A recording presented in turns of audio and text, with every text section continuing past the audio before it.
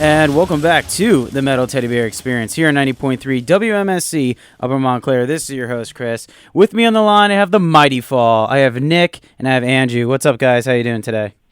What's up, dude? Not much. Pretty hip pumped right now. Just kicked off my show with some Slipknot, and I'm drinking some Dunkin', so I'm ready for this. You sound like us. Yeah, honestly. There you go. Did you get to see Slipknot when they came around? No, I did. Oh, so people will get to recognize the voice and the name. Do you guys want to introduce yourselves and say what you do in the band? Yeah, I'm Nick. I am one of the guitar guys. And I'm Andrew, and I'm the other one. There we go. So you guys can recognize the voices right now. But you guys are fairly new, right? The Mighty Fall. You guys just released your EP August 16th. Were you guys a band before? Like, have you guys been around for a while, or is this brand new, spanking new? So we're about a year deep at this point. What ended up happening was these guys, Andrew and the rest of the band, were kind of pulling some stuff together for a little while beforehand. I guess probably, what about, like 6 months? Yeah, I think we probably started getting back together and playing again probably around October, and then January we officially launched in 2018. Yeah, so like most of the way of like having a baby, right? So It's a great analogy. So he did that, and they were. I was kind of floating around. I was living down by you, as you know. I was living down in the Jersey area, and I'd gone on tour with our drummer Zach, who I've been playing with music with for a really long time, and he was kind of joking with me for a while about, hey, when are you gonna move back to Providence and join my band? And when the situation kind of came up, I hit him up and said, yo, it wasn't a question. It was, hey, I'm coming back and I'm joining your band. I hope you didn't find anyone because you're going to have to kick him out. So That's close, too. We almost had somebody.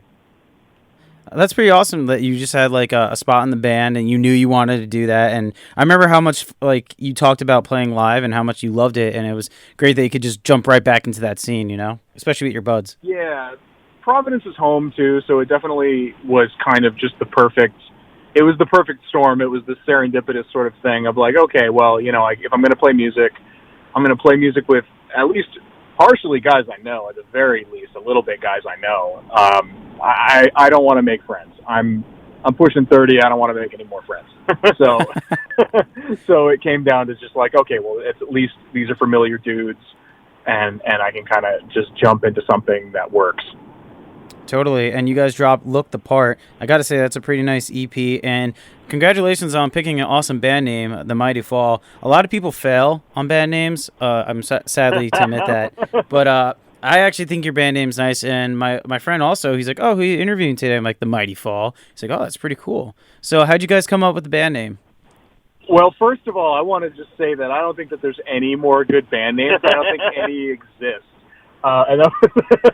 We just picked a good bad one. That's what we did. Yeah. We just found a bad name that was like, all right, this isn't that bad, and we did it.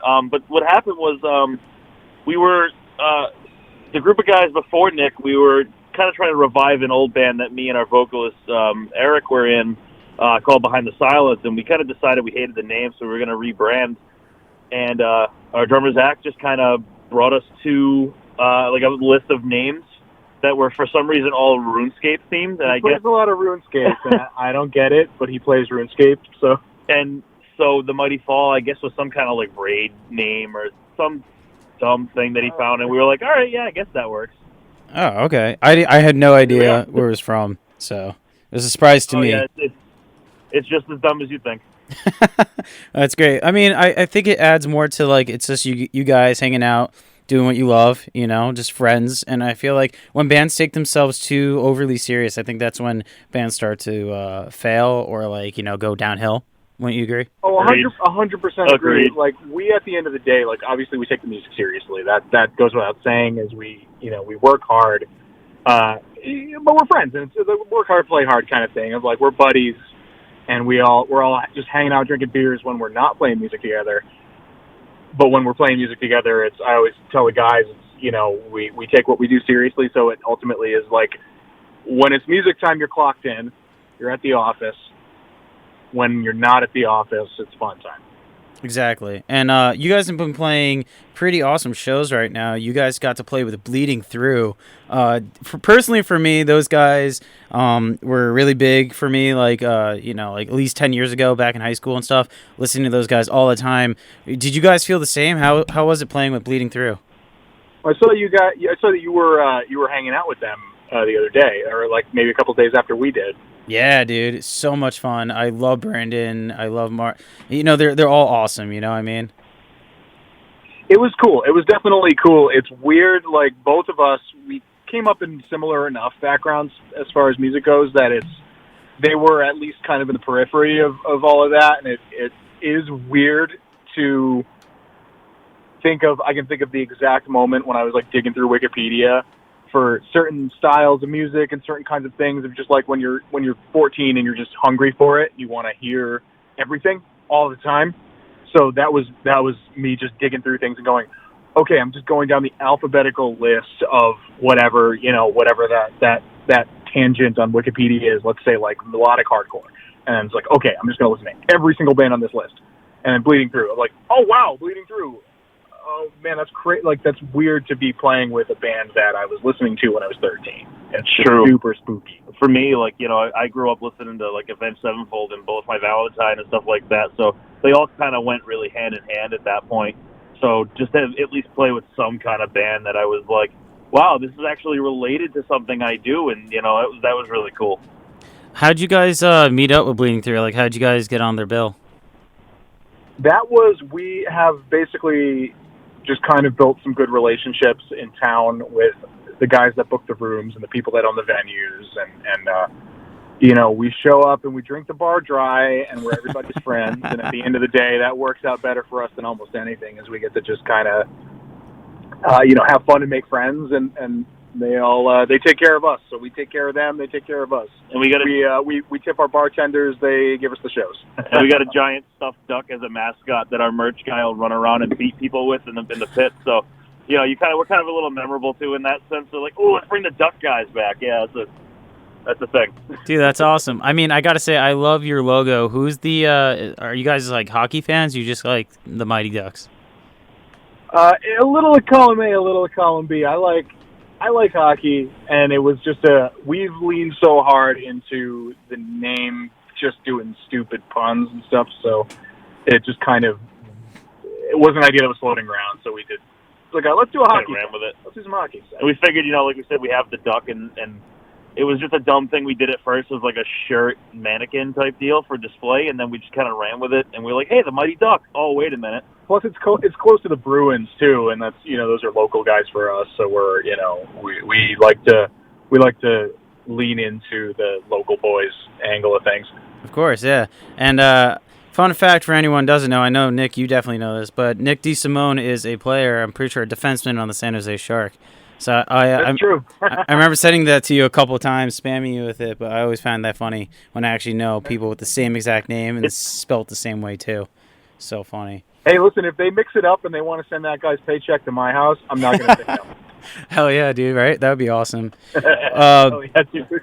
Dude, so everything's been going in the right direction for you guys, because you guys are playing a show September 13th, Providence Metal Fest, with Soulfly, Unearthed, and Monuments, and Insight, by the way. That's awesome. There's so many bands on there. Evergrey, too, actually. Yeah, all kinds of guys. Yeah, Evergrey, Shattered Sun, like, dude, that's like a loaded festival right there. Is that like a yearly thing for you guys? Yeah. It is, yeah.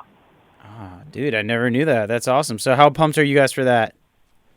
Oh, we're stoked, man. It's always like, listen. Play with Max Cavalera, man. The guy's royalty, you know what I mean? So it's hard to not be stoked, of course. So there's that. All the other bands on the bill are great. It's a great thing for us to be doing. Of course, we're always stoked. Listen, we'll play anywhere. We'll play anywhere, anytime, with anybody, and we like doing mixed bills. We'll play with people that sound nothing like us. We love that. That's a big one. It's exciting. It's really cool. Speaking of coming to shows, are you going to the Every Time I Die cruise? Absolutely, yes, dude. Oh, dude, you going Friday night? I'm not sure yet. I'm holding off. I'm gonna because they sold out, so I'm trying to get. Already? It's coming up. Yeah. Oh, Damn. September 25th. I got to get some resale tickets. I got to wait until the last second until somebody freaks out and sells their tickets, and I think we're going to be there. Sorry, I said the wrong time. It's September Friday the 27th. That's when. But it's a 3-day thing, right, or 2 days? I just know because I just bought the 1 day. It's 3 days. 3 days with every time I do. That means they're gonna play like every song in their catalog. Yeah, because they're doing it. I went last year. I went to one of the nights last year, and it was a 2-hour set. So they're playing, 20 to it was like 25, 30 songs in a night. Like, dude, I got whooped. I got kicked in the face so hard at that show. And I got in the car on the drive home from New York to Providence. It was like the middle of the night. I had to be at work in the morning. Oh. And I just had this moment of like, oh God, I think that guy gave me brain damage. just in case every time I die's listening, hey, put us on the boat show. We'll play. Put us on the boat show. Dude, that'd be sick. You guys have a very strong Every Time I Die feel to it. Not exactly, not like, you're copying anything like that, but I feel it. I feel the Every Time I Die love. Hey, well, listen, if you think that's true, you should hear the new stuff. Honestly. And the blend kind of came, like, me and Nick are the core songwriters, really, and he has a lot of New York hardcore influence, and I have a lot of, like, Orange County hardcore influence, so we kind of blended those guys together, and somehow we just spit out Every Time I Die. It is a little bit like it's kind of the perfect thing. Like, he's coming from stuff that's a little more melodic, stuff that's kind of more like, my man loves his guitar minis, so that's like kind of his bread and butter. And then I'm coming from, the Converge, Every Time I Die, Norma Jean, kind of like a little more the gnarly, kind of like raw stuff. So we're meeting somewhere in the middle, and it ends up working out really nicely. And again, too, like I said, we're busy guys, so we're writing all the time. We're burning through music, man. This stuff is great. This stuff is actually older material, which is especially to go back to Look the Part, that's older material that was most of the way done before I joined the band, and was kind of the, like basically what we ended up doing was I kind of put some of the final stuff on it. It was most of the way done. We also play those songs about twice as fast live. So, when you start to hear the newer stuff, because we're about halfway through writing another record as it is right now, and once you hear that stuff, you're gonna just be like, man, these guys are just sitting in the basement, just mainlining coffee and playing fast.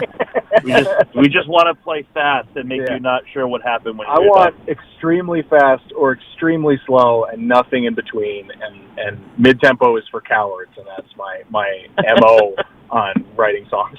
Oh, speaking of coffee, you guys should probably pick up Andrew WK's Party Blend now. He just put out like a coffee or whatever. It's supposed to be like the strongest. Andrew WK? The strongest. Yeah. The strongest, you say? That's what he says. He says. That guy warped to it. That was crazy. He says this coffee's not for the faint of heart. Oh yeah. So you know where our previous work was. So I'm gonna have to hit those guys up and try to get a hold of some of that coffee. Definitely, dude. So if anyone wants to check out this EP, where should they find it? Anywhere. Everywhere. We're on Spotify. We're on Apple Music. We're on iTunes. We're on damn Napster. Well, yeah, we are. It's true. We're on, I guess, Tidal. We are working on. Yeah, we're we're on like. If you name it, we're on it. It's the dumbest thing, but we figured it out. You guys are on YouTube too? Bandcamp. We're gonna have some hard CDs we can send to you too. We do a lot of our own distro, so as far as like T-shirts and CDs and such, if you want things, you just message the band and we take care of you, and that's how that rolls. DIY or die, baby. That's awesome. You guys trying to look for a label, or right now you just like the DIY? Fine, Farm, put your ears up. Yeah, right. We love you. You know what? It's tough because we're in an era now where it's like it almost doesn't. It doesn't pay off that much to have a label unless you're really looking for certain things like the advance and that sort of stuff. Because the main thing at that point was you were getting your records in a store, and there's not a lot of music stores anymore. And almost kind of you can get by without it. So, like, really at the end of the day, especially when you look at a label as a bank loan, there's pros and cons. Of course, there's like good and bad to everything. But yeah, we take a lot of pride on as far as doing things ourselves, getting the distro out ourselves, getting the record into people's hands and people's ears ourselves. You know, we there's one of our pieces of merch we do is just a T-shirt that I've been making in our garage.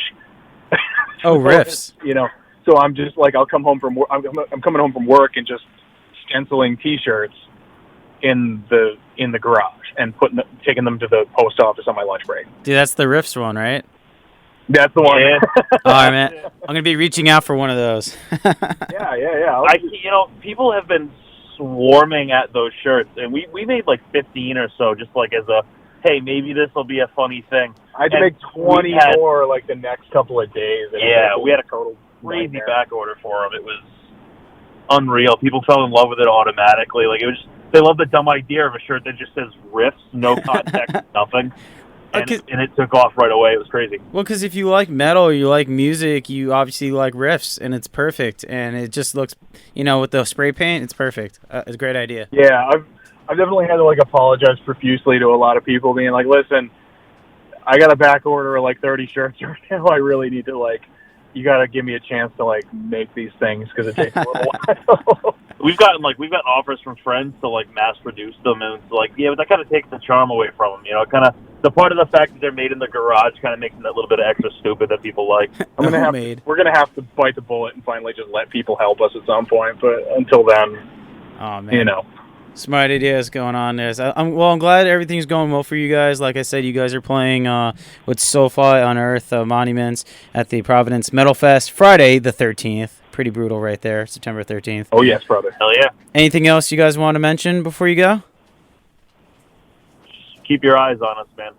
We know people like what we have right now, but we know people are going to like what we have coming up even more, and it's going to be worth the wait for sure. Play fast. Hardcore will never die, but you will. You're a coward. Oh, that's awesome. Well, thank you guys. Thank you guys for doing this. It was a ton of fun, and enjoy the rest of your day. Thanks so much, Chris. Thank you so much.